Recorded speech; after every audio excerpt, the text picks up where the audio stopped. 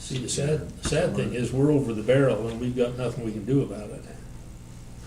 We can smile. Unless you can force them to provide. In other words, they're a provider. They are providing, they're just not providing at N-1. So what happens when we get to the point where our system collapses? They can't provide more than they're providing down the line. They can provide until like 2019. I mean, me and Jake went and met with their engineer. I mean, he said, you know, we're good to 2019. So they're covering us.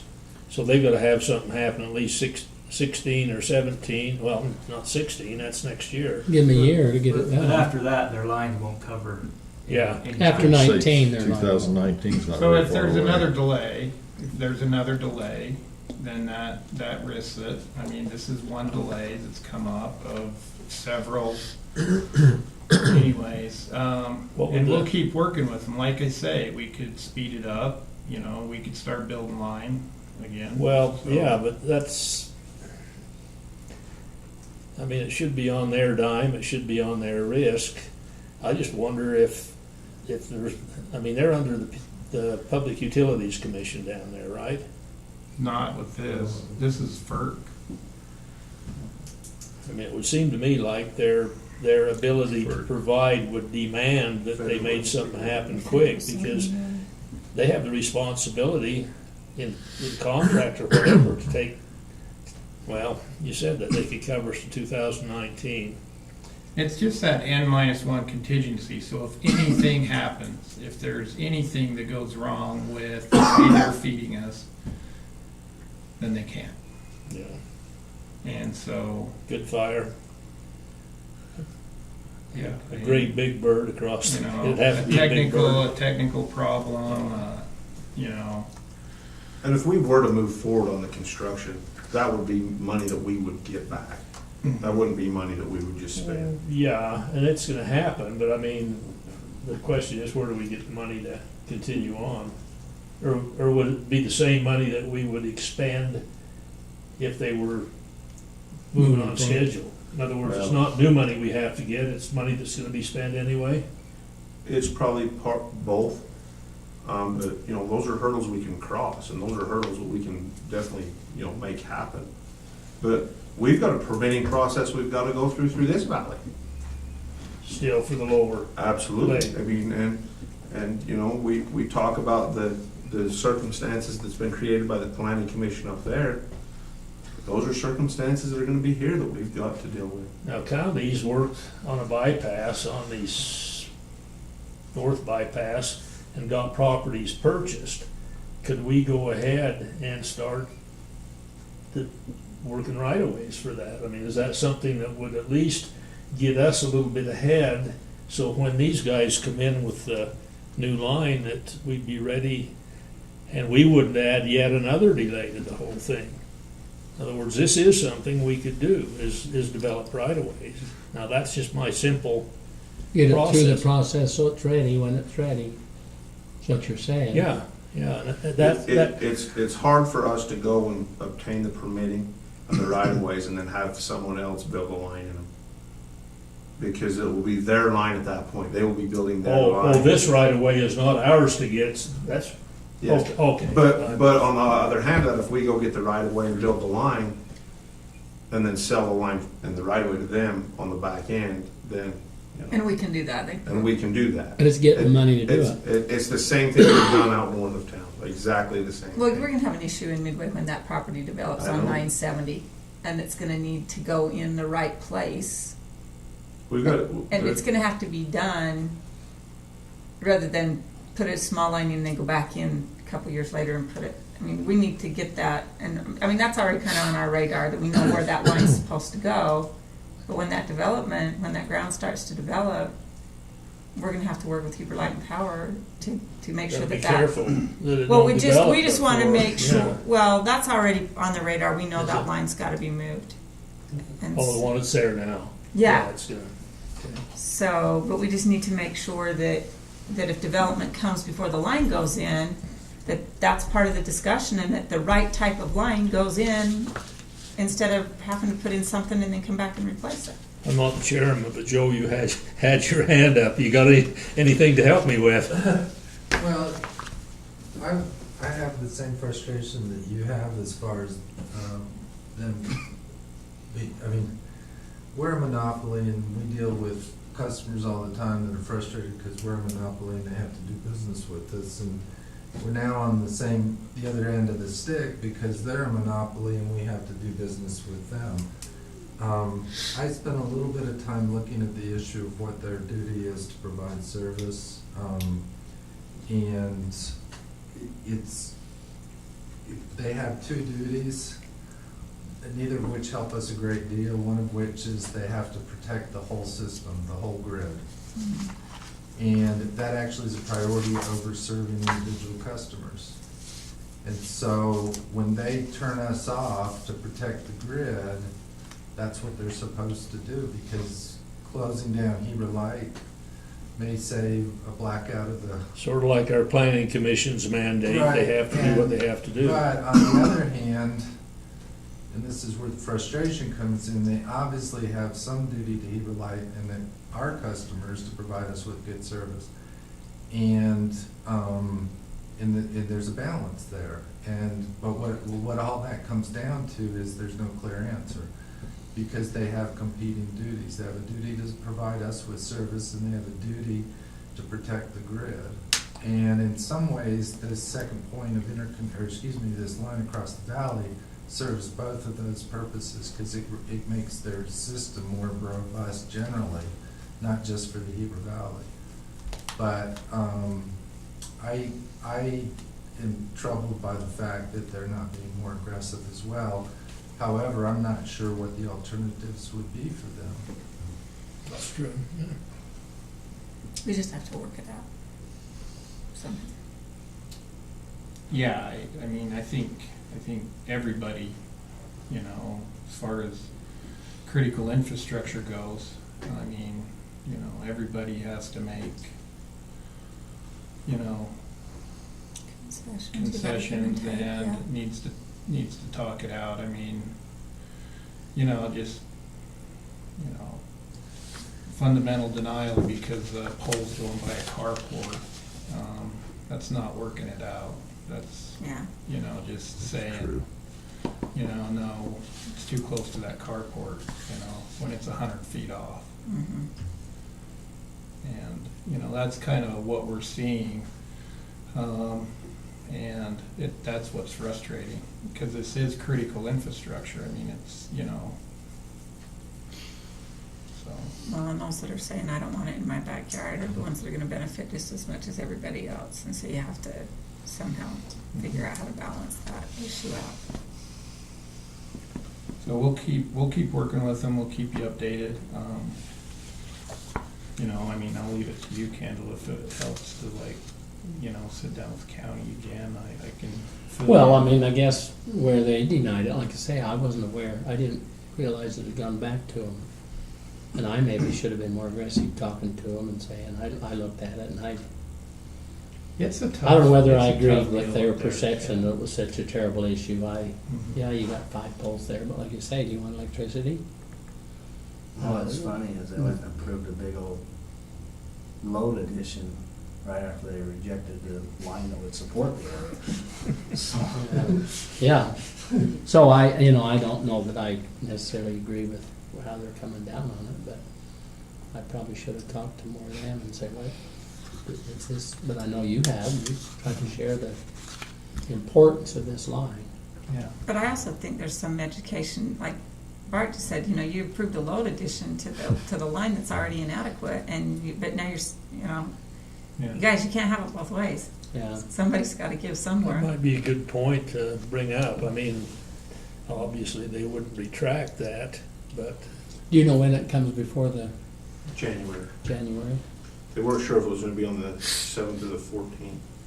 Seemed like when I talked to Doug about it last week. I'll talk to them about it and see what, Well, we definitely need to just keep talking about it. You know, putting our heads in the sand doesn't help it. no, you're right. And I think sometimes as those commissions change, they don't always understand, it takes a minute to get up to speed. They don't always understand, that by saying, no, we don't want this line to go here, but yeah, we're gonna approve this new big development. You're like, wait a minute, do you realize this line's already inadequate and you're dumping this load on here, so maybe you need to hold off on that till some things can be worked out, so. Appreciate your indulgence on the Yeah, topic. good discussion. We'll be sending invites out as soon as we can book, something for the, employee, winter social party thing. And that, we can't do that till after the 18th, so. Look for those in the mail. During the holidays or like in January. In January. Still sometime. think of Soldier Hall, was that plan? Yeah, A good food there. yeah. That's all I have. Thank you, Jason. Mary, you came today, anything you'd like to share with the board? Yes, I actually received something in the mail, Oh, good. and I wrote it down, wanting to ask some questions, and hopefully somebody has an answer here. Who decides about the 300,000 dividend going into your budget, operating budget? Who makes that The decision? decision's made by the board. That It's made by this board. yeah, and that's the same it's been for 10 years or. Yeah, I'd say since. Each city gets the investors, the owners get the dividend back into it. From, I think Heber gets 225, you get 31. 25. Steve, it's based on the shares they have in this company. Yeah. So, yes. It's a dividend that goes back to- Heber owns, what, 2/3? 75%. 75, okay, and 12 and a Midway, half for each of another us. portion, and Charleston, the other Mhm. portion. So this is divided between those communities. Okay, and 300,000 is the That's the total. total, yeah. Okay. Dividends are typically what is made after profits of a corporation, Hopefully, yeah. yes? If there's no profit, then no Okay. money, would cut it back. So this Or board Joe decides. may could help in that one. The organization agreement is very specific as to when we can grant dividends, and it requires that it be budgeted and that it have sufficient, it's based on a profit kind of concept. Oh, it is. I mean, if you call it a dividend, it has to come after the profits. Well, dividend If it is. was a rebate, it should then go back to those that are paying for this service, right? Yeah, it's not a, Yes. it's It's not a rebate. it's probably more accurately described as a distribution. We've historically called it a dividend. But it's specifically in our organization agreement, it shows, has the standard against which we can do the distributions. And we do it on a quarterly basis if the formula is bad enough.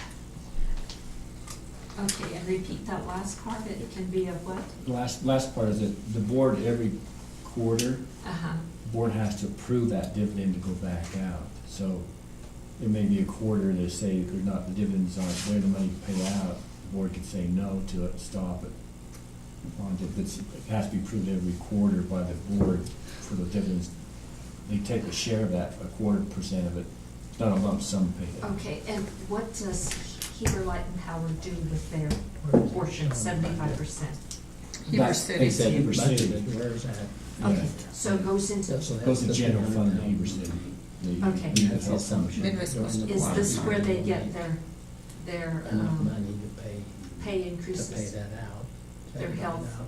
their By sickness? 4 ways. Is that- All Well, I those don't know if it goes benefits? for those specific items, it goes in. No, I know, main it's expenses. goes in but it's there. divided each General quarter, fund. 4 times. It goes into expenses I have overall. it, yes. Yeah, I don't know exactly if they target for where it comes from, where it goes, it comes in the system where they say it's target for one specific area, it's generally spread all over.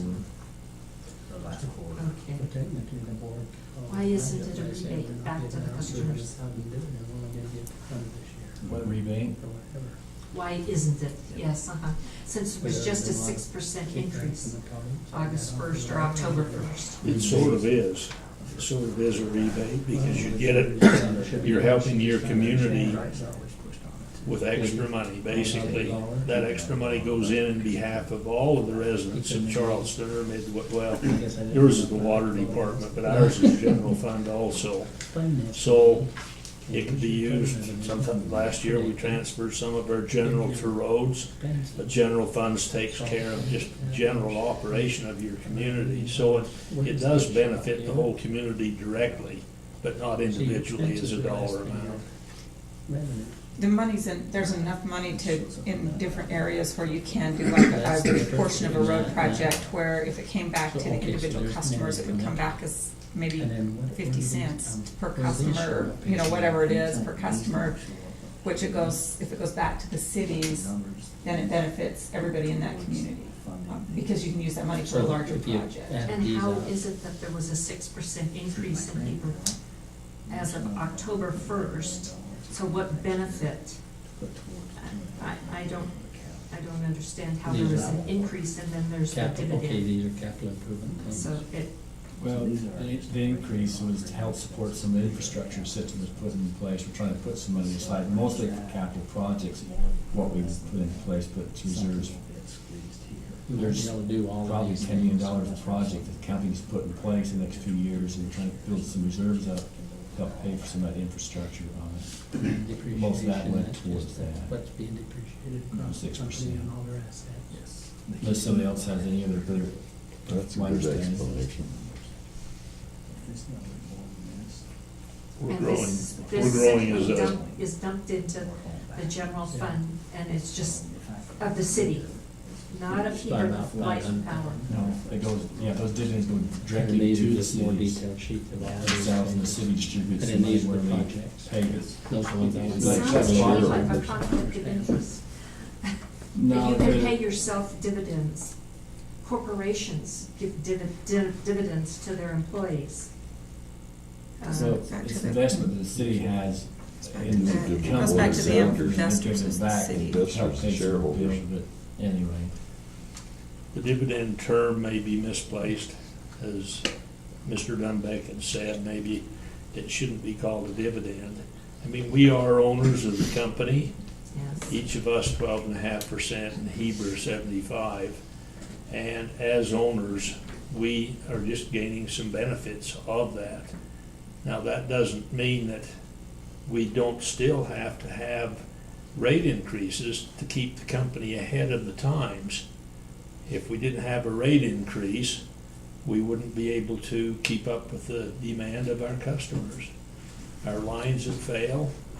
We've got a pretty heavy project right now in replacing poles that have not been checked for many years, and those are some of the expenses that come from the 6% increase. So where was the bucket before October 1st? I mean, you had many years. We'd held back on some of our capital projects. We weren't moving ahead. We were sort of floating, as I've understood it. We're just sort of standing stagnant. We can't do that, be a viable power company. We have to move forward. So that was the reason, and we'll have to look at that again next year also. Okay, Anything else, Patty? no. Yeah, thanks for coming, though. You're the only other public that came, so we're glad. Yeah. Yes, thanks, I was gonna seriously. say, hardly. I mean, did this go out to all, how many homeowners do you have in the valley? Every customer got one. Is that, what, 5,000? 11,000 Actually, we sent out customers, 11 11 plus. Well, you have- 14,000. You have 13,000 people who live in the valley, but how No. many actual homes? That's how many homes? We mailed We this mailed to 14,000 of those. 14,000, okay. Every customer plus about 2,000 former customers got this. You're one of 13,000. Or 12. Thank you. Thank you. Thanks. Jake, or is there anything you want to? I just wanted, I got something real quick, I'll just stand right here. We made a purchase on the transformer for the Heber substation. I talked about it last time, just briefly. We had 4 vendors. put a bid in. We went with the middle of the ground, middle of the road with price, with an ABB transformer for the substation in Heber. It wasn't the cheapest, wasn't the most expensive. We haven't bought an ABB substation transformer as long as I've been here. We don't have any in our system, but I've talked to several people that are very happy with the product, and I feel it's gonna be a very good asset to the company. So, the cost of that was $334,000 for that transformer. What was the high and low? So the low was about 260 and the high is 400. And so there was reasons we didn't go with the low and reasons Sure. we didn't go with the high, so. As long as there's quality and you have confidence in the product, I think Yeah, that's and the I main. do. That's the I most feel very important. confident we're gonna get a good product, so. Good. That's all I have, everything else is going good, so. Thanks, Jay. Yep. Bart, anything you want to say, Joe? Carly? Well, we'd like to, This question, Carly, when, I know we did some updates or whatever on the employee handbook, is it about ready with the final version? It is ready, actually, and I didn't bring them tonight, but we did just finish our open enrollment period with our employees and changing the benefits, and gave them the handbook. The new handbook. The new handbook. So next meeting we'll I'll bring probably this get- to the next or meeting even, for you. yeah. I Good. think Jace has been meeting individually with a lot of them too, so he's gone the extra step to make sure we understand what's going on. Well, wish all the employees a Merry Christmas, a good holiday season, and the board too, and Ms. Roberts will convene to our next board meeting in January. Look for motion to adjourn. So, me? Second. All in favor, say aye. Aye. Thank